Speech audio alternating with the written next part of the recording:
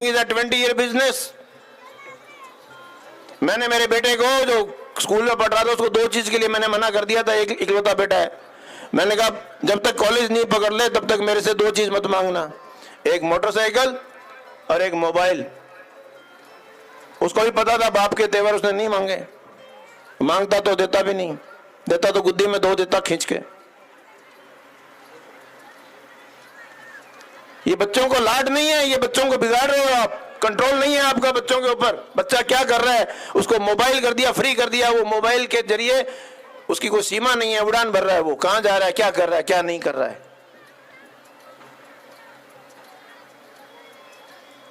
बहुत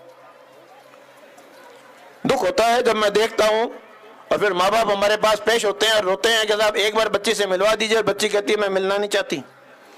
जिस साल 18 साल उस घर में रही हुई बच्ची अपनी मां से मिलने से मना कर देती है।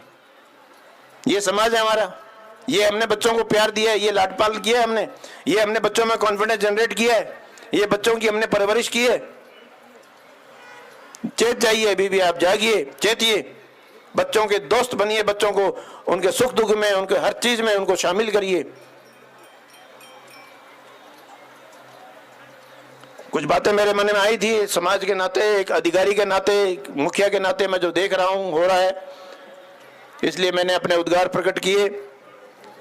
आप इस में आए हैं उत्सव में, उत्सव मनाइए, जीवन एक उत्सव होना चाहिए, अपनी परंपराओं को जीवित रखिए। मोबाइल के जरिए उसकी कोई सीमा नहीं है, उड़ान भर रहा है, वो कहां जा रहा है, क्या कर रहा है, क्या नहीं कर रहा है।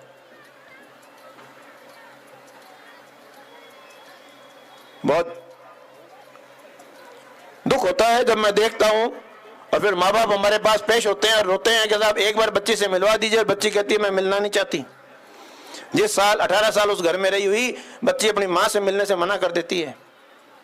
ये समाज है हमारा, ये हमने बच्चों को प्यार दिया है, ये लाड पाल किया है हमने, ये हमने बच्चों में कॉन्फिडेंस जनरेट किया है, ये बच्चों की हमने परवरिश की है।